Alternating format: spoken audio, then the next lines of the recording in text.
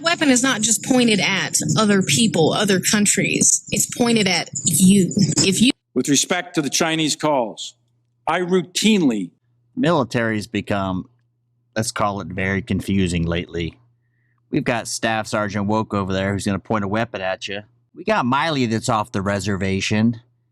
Then we got Schiller, and it seems like he's the one who's being brought up on charges. Let's take a look. Communicated with my counterpart, General Lee. These military-to-military communications at the highest level are critical to the security of the... Well, let's start off with Miley. The Joint Chiefs of Staff are there to advise the president. That's it. They don't have any decision-making. The president can choose to take their opinion or not. I don't care what president it is. So him talking to anybody about the president's authorization, it's tricky at best, right? We give him the benefit of the doubt. Then we get Schiller, who says what we all feel, and it seems like he's the one who's taken the brunt of the punishment. Let's keep going. People are so upset on social media right now is not because the Marine on the battlefield let someone down. That service member has always rose to the occasion, done extraordinary things. People are upset because their senior leaders let them down, and none of them are raising their hands and accepting accountability or saying, we messed this up. I should not have been there.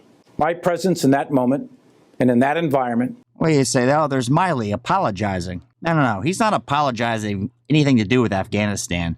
He's apologizing for being with the president at an event. And I can't recall at this point the exact specifics of it, but he's not apologizing for anything he did in Afghanistan. He doesn't like the look of being with the president. He was with the president at the time. Hate him or not, that was kind of the gig. Created a perception of the military involved in domestic politics. As a commissioned uniformed officer, it was a mistake that I've learned from. And I sincerely hope we all can learn from it. Well, the perception that the military is involved in domestic politics, with the alleged statements, quotes from Miley in the book, they're involved. Talking to Pelosi, I just want the military to do that, be the military. I understand the general level, you got to kiss ass and get some knee pads. This has really gone off the rails. Now let's take a look at McKenzie. He's about equally worthless. Man operate with varying degrees of competence. Some of those guys are very scrupulously good. Some of them are not. We share versions of this information with the Taliban so that they can actually do some searching out there for us. And we believe that some attacks have been thwarted by them. And then we also... Well, I guess McKenzie got the ones that weren't good. You know, this is when no one was saying, we made a mistake. General McKenzie, made a mistake. We underestimated. The excuse factory begins.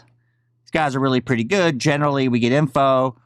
You know, I think that's what got Schiller kind of over the top, off the rails. I think a lot of people, he just seems to be the one spotlighted here. Everybody I've talked to says, what the heck's going on with their military? The Taliban is a tool to protect us as much as possible. We share a common purpose. So as long as we've kept that common purpose aligned, they've been useful to work with.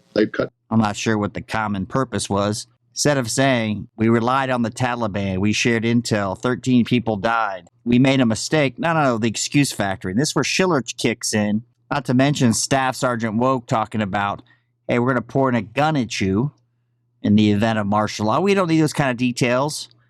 Everyone's come out unscathed. It looks like Schiller's going to be the one that spoke loudly enough. I'm not sure exactly why, but he's the one who's taken the brunt. Everyone else is going to skate so far. This amalgamation of the economic / corporate / political / higher military ranks are not holding up their end of the bargain. There are over 50 books on my reading list to give our sailors, always looking inwardly and being honest with ourselves in areas that we need to improve. I've read Mao Zedong. I've read Karl Marx. I've read Lenin. That doesn't make me a communist. I'm putting China, Russia up there. That is not, however, in conflict with the acknowledgement that climate change or infrastructure or education systems, national security has a... Now we've overstepped our bounds. Joint Chiefs talking about climate change, social justice, things that are really outside their sphere. They can advise on security to the president, right? Military affairs. but they've really just become overt politicians, overt activists at a minimum. Because I have a growing discontent and contempt for my perceived ineptitude at the foreign policy level, and I want to specifically ask some questions to some of my senior leaders. John, 2 days before Kabul fell, you said from that podium, quote, "The city is not right now in any imminent threat environment." How could you get that so wrong? And the thing about it is they got it so wrong. And so far, nothing has happened. The only thing we're talking about remotely is the 14th court-martial for Schiller. And his whole premise was he had a problem with the leadership in Afghanistan. You saw that. Leadership, what they're focusing on. You saw Staff Sergeant Woke. You see Miley talking about things, McKenzie. It seems like somehow there's a disconnect on the job or the message they're getting from somewhere else. I don't know, but when you see all this in context, in this format, my head started spinning. You are, quote, certain that President Trump did not intend on attacking China. That's what you just said. That's correct. Yet you're quoted in the Woodward book as telling the top Chinese Communist military commander, quote, "If we're going to attack, I'm going to call you ahead of time."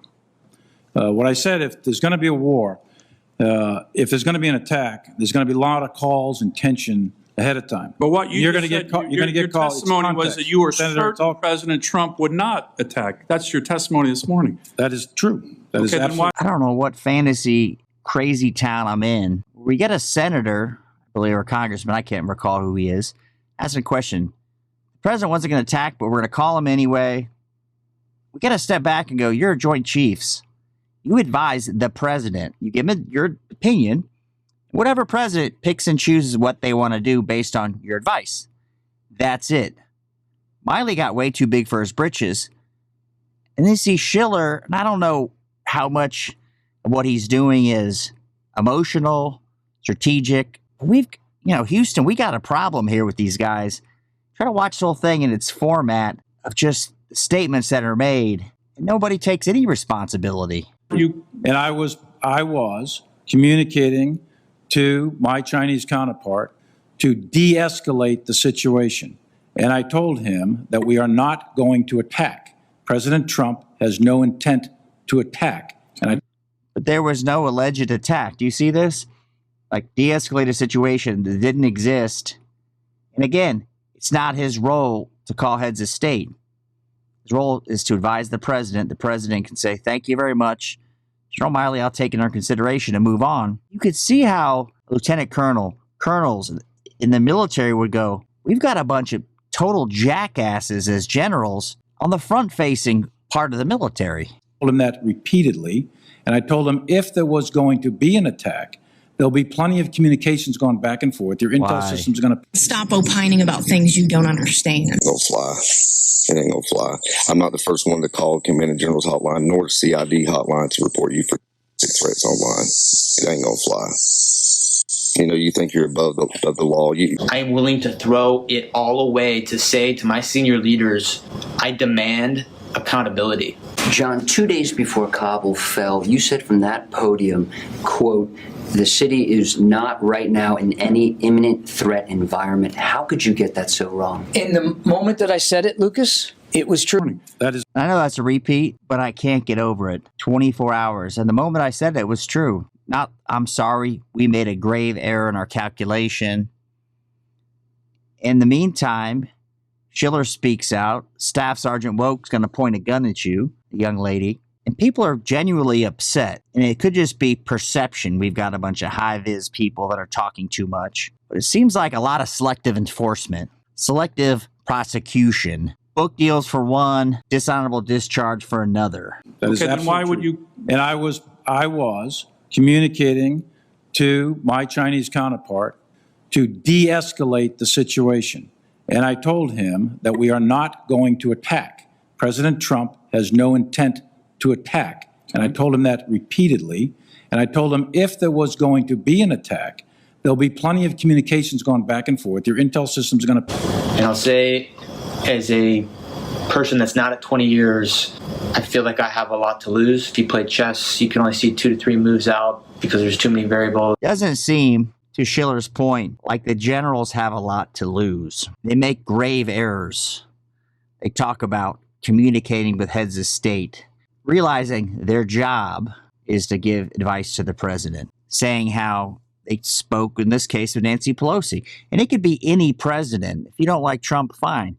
It could happen again to anybody involved when you allow these people to run wild. And that's what we've got here. And still to this point, there is no accountability. The only one that's facing accountability is Schiller for talking out. I thought through if I post this video, what might happen to me, especially if the video picks up traction, if I have the courage to post it.